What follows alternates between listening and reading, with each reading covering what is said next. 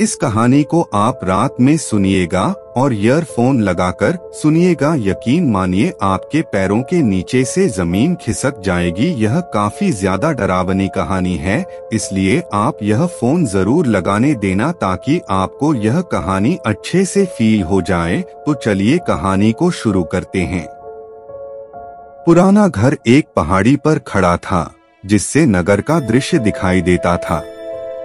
यह कई सालों से खाली था और कोई उसके पास जाने की हिम्मत नहीं करता था।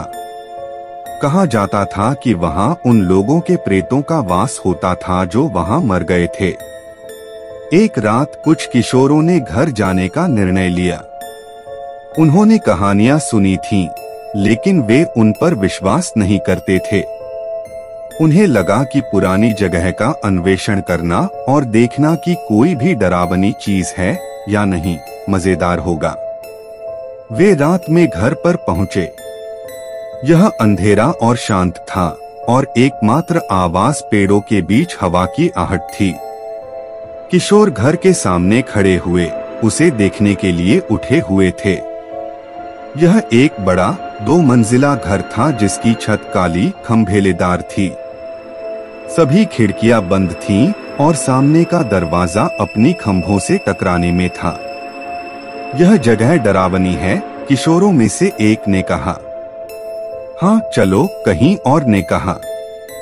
लेकिन किशोरों की उत्सुकता बढ़ गई थी। उन्होंने धीरे धीरे घर की ओर चलकर अंदर देखा। घर के अंदर की ओर से भीड़ उतनी ही अंधेरी और भयानक थी। फर्नीचर पर धूल मैली हुई थी और दीवारों पर जाले बांधी थी। मैं अंदर जा रहा हूं, किशोरों में से एक ने कहा। नहीं मत करो, किसी ने कहा।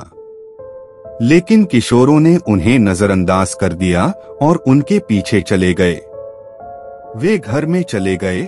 उनके पैरों की आवाज सुनाई दे रही थी। वे एक कमरे तक पहुंचे जिसमें पुराने खिलौने थे। वहां गुड़िया, स्टफ्ड जानवर और खिलौने गाड़ियां थीं। यह किसी बच्चे का कमरा हो सकता है, किशोरों में से एक ने कहा। मुझे देखना है बच्चे के साथ क्या हुआ, किसी ने कहा। उन्हें नहीं पता था, लेकिन जो बच्चा उस कमरे में रहता था वह अभी भी वहीं था। वह कोने में खड़ा था, उन्हें देख रहा था। वह एक छोटा पतला लड़का था जिसके बाल और आंखें काली थीं। उसे गंदी फटी हुई शर्ट और पैंट पहनी थी। किशोरों ने उस लड़के को नहीं देखा। वे खिलौनों की ओर ध्यान देने में व्यस्त थे। मुझे वह वाली चाहिए, किशोरों में से एक ने कहा, एक गुड़िया की ओर इशारा करते हुए। मुझे भी, किसी ने कहा। वे गुड़िया पर विवाद करने लगे। कोने में खड़े लड़के ने उन्हें देखा। उसकी आंखों में क्रोध था। अचानक गुड़िया एक किशोर के हाथों से उड़कर जमीन पर गिर गई। किशोर ने एक दूसरे को हैरानी में देखा। वह क्या था, किशोरों में से एक ने कहा। मुझे नहीं पता, किसी ने कहा। वे कमरे के चारों ओर देखने लगे, लेकिन वे कुछ नहीं देखे। शायद हवा थी, किशोरों में से एक ने कहा। लेकिन हवा नहीं चल रही थी। किशोरों को बेचैनी महसूस होने लगी।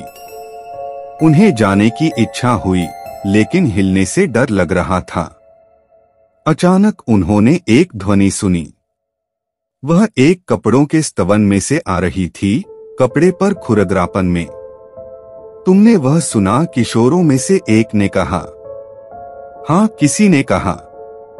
वे धीरे धीरे स्तवन के पास चले गए और दरवाजा खोल दिया। स्तवन के अंदर एक काली बिल्ली थी। बिल्ली कपड़ों पर बैठी थी, अपनी हरी आंखों से उन्हें देख रही थी। बस एक बिल्ली है, किशोरों में से एक ने कहा। लेकिन बिल्ली एक सामान्य बिल्ली जैसी नहीं दिख रही थी। वह बहुत बड़ी और पतली थी। उसकी फर में टकले थे और उसकी आंखें घृणा से भरी हुई थीं। किशोरों ने बिल्ली को ताकती हुई देखा और बिल्ली ने उन्हें देखा। चुप्पी को बिल्ली की पूंछ के स्वर से टूटते ही बिल्ली दरवाजे से बाहर उछली और जमीन पर गिर गई। वह किशोरों को फूंकती हुई थी और अपने दांत दिखा रही थी। किशोरों ने चिल्लाते हुए दौड़ते हुए दरवाजे की ओर बढ़ा। वे घर से बाहर और रात में भागे। वे जब तक घर पर सुरक्षित नहीं पहुंचे तब तक दौड़ते रहे। वे कभी भी पुराने घर में वापस नहीं गए। उन्हें न तो वह लड़का देखने की इच्छा थी और न ही उस बिल्ली को देखने की, लेकिन उन्होंने कभी नहीं भूला जो रात को उन्हें देखने को मिला था।